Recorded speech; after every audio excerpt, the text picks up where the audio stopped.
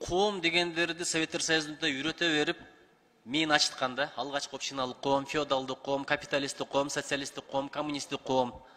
Ошол эле мезгилде общественный транспорт дейбиз туурабы? Бул адамдардын өз ара карым катнашынын, кызматташуунун формасы катары. А мамлекет деген коомдук түзүлүштүн саясий формасы деп түшүнүп жүрөбүз, туурабы? Өзүнүн аппараты бар, территориясы бар, мажбурлоочу структуралары бар. Туптуура айтып атат. Экөөнү синоним катары эле айтып берип атасыздар азыр. Ошого такта болбосо, ишкерлердин эсебинен көп маселени чечкен адатка айланып баратат да. Байкуш ишкер бир жерде өздөштүрөт, инфраструктура курат, бизнесин тургузат, анан мамлекеттин кызыкчылыгы үчүн деп туруп, бир күн алып барып мойнун кайрып туруп алып койсоң, ошонун баардыгы асманга учуп кетет. Биз өзү мамлекет кызматкерлерибиз, айлыкка жашайбыз. Айлык мындай иштесең да иштебесең да келе бере турган нерсе экен. Тигилер кыймылдап атпайбы, өлкөнүн экономикасынын генератору болуп атпайбы? Ошон үчүн буга так түшүнүк бериңиздер, өтө маанилүү. Расмий толкование да керек болот. Биз аркылуу ушуну кылып коюңуздар. Болбосо ушуга таяп туруп, бөркө ал десең баш алган баш кеселер, кызыл чоктор, бизнесмендердин эле шор болот да, ушуну бир айтып коеюн дедим. Анан дагы бир нерсе. Урматтуу, бул жерде Айыл чарба министринин жаңы орун басары отурат. Билбейм, сизди аким мезгилден бери билем, сыйлайм, урматтайм. Ушуну канча жолу айттым Айыл чарба министринин өкүлдөрүнө. Ушул мыйзамга такап туруп бир нерсени көтөрүңүз. Өзүңүз аким болгондо көрсөңүз керек. Эсир урагандан кийин дыйкан чарба деп жерлерди ээлеп алган. Дыйкан чарба деген эми дыйканчылык кылыш керек, өстүрүүнүн жаңы ыкмаларын колдонуш керек, киреш алып келиш керек. Жок, жөн эле ээлеп алган, кызыл китеп алып алган. 25-50 гектарды бир адам ээлеп алып, чөбүн чаап, жыргап, жашап сатып атат. А башкаларга 9 сотиктен да жетпей атат кээ бир жерлерде. 5 сотиктен дагы. Ошолорду кайра алса болобу? Ушуга такап туруп. Алып, адилеттүү бөлүштүрсө болобу? Жөн эле убагында алып алган, ошо менен ээлеп жатат, азыр помещик болуп алган да, бирөөлөргө жалдап иштетип коет, чөбүн сатат, кирешеси миллиондогон акча болуп атат, а башкалары жерге жетпей ошолордун клиенттери болуп жүрөт. Ушуну чечсе болобу ушул маселени? Негизи Нуржит Кадырович, дыйкан чарба бирикмелер бул ошол дыйкандардын бирикмеси болчу. Ошонун негизинде госактыларды алган, алар жокко чыгарылган. Бүгүнкү күндө кадастр кызматы ошол жеке ар бир ошол үй бүлөнүн чарбасынын китебине эле каттоого алынат.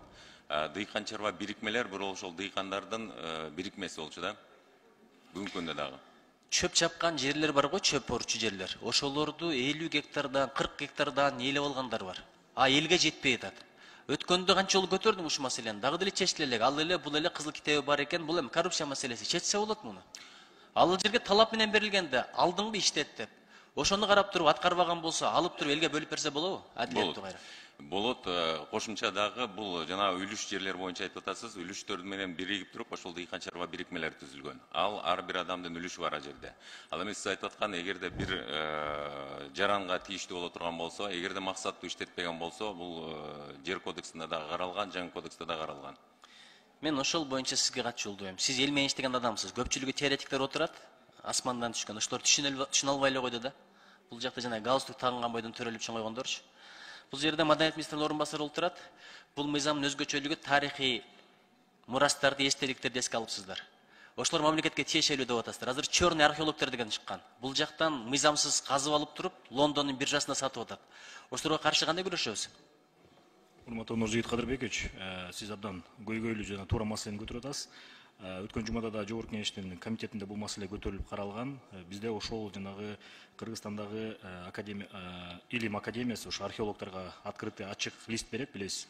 Анан ошол ачык листтин негизинде баягы уруксаат берилип, ошол жерди казып, жанагындай реставрация иштерин болобу, же археологиялык изилдөө иштерин жүргүзгөнгө мындай айтканда шарт түзөт. Бирок тилекке каршы бизде жанагы туризм деп ошону колдонушуп, көбүнчө ошол жерлерде жергиликтүү бийлик өкүлдөрү ошо уруксаат берип коюп атат. Ошол маалда барып анан казып кетип атышат. Тилекке каршы археологдордун уруксааты жок, же болбосо бизге учет албастан. Сизге маалым болгондой, ошол кайсы гана аймакта жанагындай маданий мурас табылган болсо, аны сөзсүз түрдө ошол жергиликтүү бийликке кайрылып, же болбосо биздин маданият министрлигинин өкүлчүлүгүнө кайрылыш керек. Ошондо гана бир мындай айтканда жыйынтык болот да. Бирок тилекке каршы азыр андай көрүнүштөр болбой атат. Буюрса биз ошол тарыхый маданий мурастар боюнча мыйзамга өзгөртүү киргизип, ошо археологдордун маселесин дагы ошол жерде бекемдеп атабыз буюрса. Ууру археологторду кармаган фактылар барбы? Соттолгон, камалган? Андай фактылар бар. Азыркы учурда 372 кылмыш иши козголгон. Анын көбү ошол Ысык көл облусунда болуп, Ысык көл районунда жүрүп атат. Козголуп андан кийин жетпей калса эле сот процессине чейин. Ушуну көзөмөлгө алыңыздар. Бул улутка чыккынчылык болот. Рахмат. Рахмат.